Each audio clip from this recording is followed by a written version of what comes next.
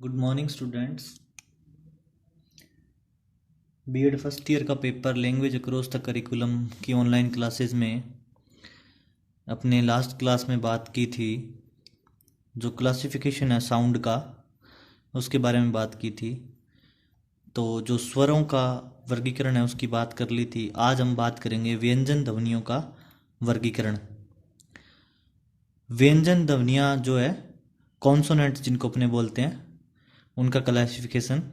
व्यंजन ध्वनियों के वर्गीकरण के दो आधार हैं।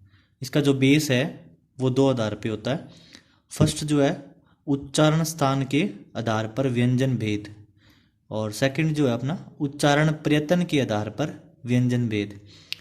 तो फर्स्ट जो अपने उच्चारण स्थान के आधार पर व्यंजन भेद है, व्यंजन के उच्चारण स्थान के आधार पर स्वर यंत्र में उत्पन्न घोष के कारण व्यंजन दो प्रकार के होते हैं। जो फर्स्ट टाइप है उसमें भी आगे टू टाइप्स हैं।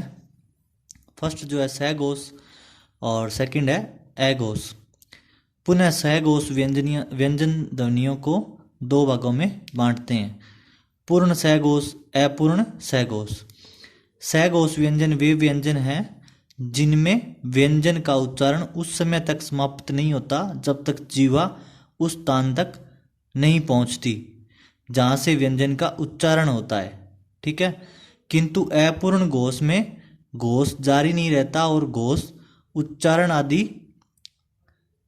मध्य तथा अंत भाग में होता है। इस दृष्टि से व्यंजन ध्वनियों के भेद निम्नलिखित है।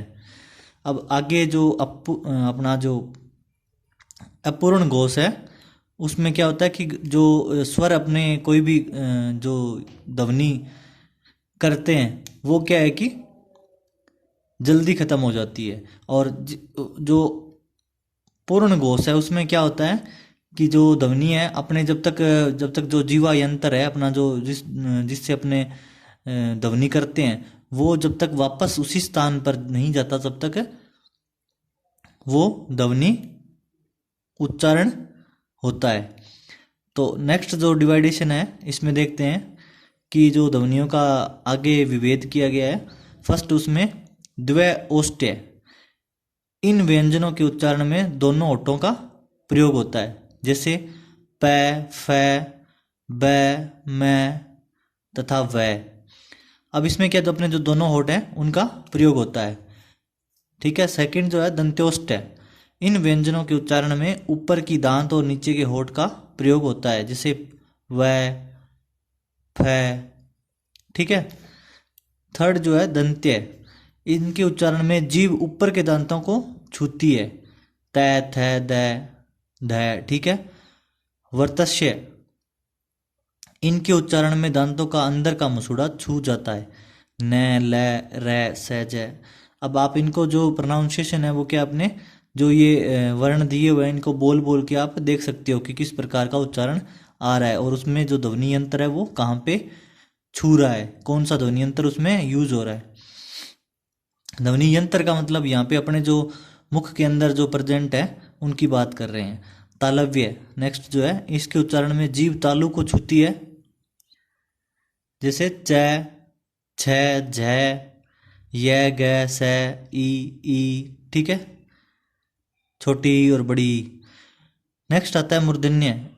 इनके उच्चारण में जीभ तालु को छूती है, जैसे त, ठ, ड, अण, द। ठीक है, नेक्स्ट आता है कंठ्य।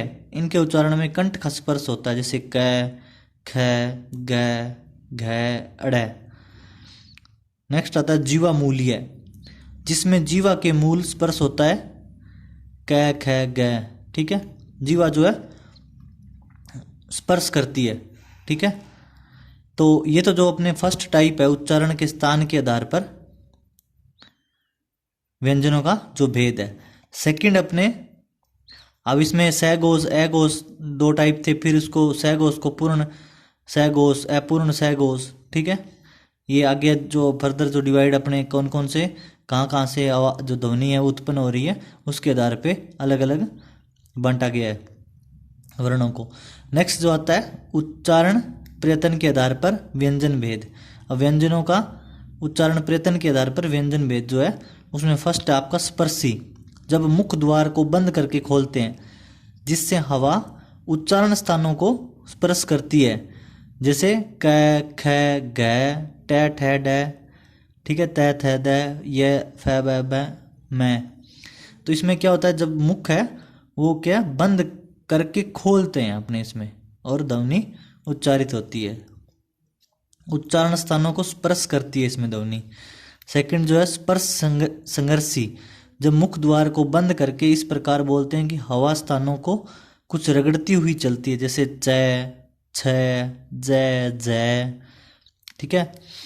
संघर्षी तीसरा जो है, इसके उच्चारण में मुख द्वार बहुत संकड़ा होता है और सी की आवाज होती है, जैसे ख ग ज, ठीक है। नेक्स्ट जो आपका आता है फोर्थ जो है अनुनासिक, ठीक है। अनुनासिक में क्या होता है, जब मुख द्वार बंद करके खोला जाता है किंतु साथ ही नासिका विवर भी खुला रहता है, ठीक है, जैसे ड अण न मैं, ठीक है। नेक्स्ट आता है आपका पार्श्विक, इसके उच्चारण में मुख द्वार बीच में बंद हो जाता है और हवा दोनों ओर से निकल जाती है। जो बीच की साइड है वो मुख बंद होता है और दूसरी जो दोनों साइडें हैं वहां से हवा निकलती है, जैसे ल, ठीक है। नेक्स्ट आता है लोडित या लुंटित, इसके उच्चारण में मुख द्वारा जीभ की नोक से शीघ्र ही बंद होता है और 2-3 बार खुलता है, जैसे रे, ठीक है। नेक्स्ट आता है 7 नंबर उत्लक्षित, ठीक है। इसमें जीभ की नोक तालू को कुछ दूर तक छूकर मुख द्वार को झटके से खोलती है, जैसे ड ढ, ठीक है। इसमें क्या है, जीभ की नोक जो आगे वाली टिप होती है जो, वो तालू को कुछ दूर तक छूकर फिर मुख द्वार को झटके से खोलती है, जैसे ड, ठीक है। नेक्स्ट आता है आपका 8वां अर्धस्वर, इनके बोलने से मुख द्वार बहुत संकरा हो जाता है और हवा स्वर की भांति बीच से निकल जाती है, जैसे य व, ठीक है। बीच में से हवा निकलती है, दोनों साइडों से बंद रहता है। व्यंजनों का वर्गीकरण प्राण श्वास के आधार पर किया जाता है, जो निम्नलिखित है। अलप प्राण, महाप्राण, प्राण का आशय अंदर से आने वाली श्वास का बल है। इस दृष्टि से अलप प्राण जिन ध्वनियों के उच्चारण में श्वास कम बल लगाना पड़ता है उन्हें अलप प्राण कहा जाता है। जिसमें हवा की कम जरूरत रहती है बोलने में, उनको क्या बोलते हैं, अलप प्राण।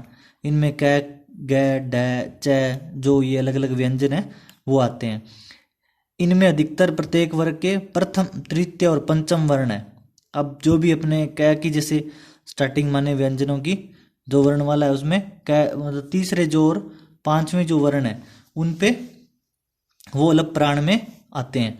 नेक्स्ट आता है महाप्राण, जिन ध्वनियों के उच्चारण में श्वास पर अपेक्षाकृत अधिक बल लगाना पड़ता है वे महाप्राण ध्वनियां कहलाती है, ठीक है। इनमें क्या है, ख ग छ ज ठ ड थ, तो ये आदि आते हैं। ये व्यंजन प्रत्येक वर्ग के दूसरे और चौथे, वो तीसरे और पांचवें थे अलप प्राण, और ये है दूसरे और चौथे वर्ण। ध्वनियों को प्रतीकों के रूप में व्यक्त करना ध्वनियों को लिपिबद्ध करना कहलाता है, ठीक है। उदाहरण के लिए जब जीभ के पिछले भाग में तालु का स्पर्श होता है और वायु मुख वीर से बाहर निकलती है, तब वायु के बाहर निकलते समय कुछ अवरोध्य होता है, उस समय क ख ग घ एडी की ध्वनि निकलती है। इन ध्वनियों के प्रतीक क ख ग जो कि आधे आधे शब्द हैं, आधे आधे वर्ण व्यंजन है, ध्वनियों को प्रतीकों के रूप में लिपिबद्ध करना कहलाता है। ये प्रतीक वर्णाक्षर हो सकते हैं, जैसे नागरी अथवा रोमन लिपि में, अथवा भावचित्रा हो सकते हैं, ठीक है। तो ये जो अपना व्यंजनों का जो क्लासिफिकेशन है वो छोटा सा अपना टॉपिक है वो कंप्लीट होता है, ठीक है। Thank you.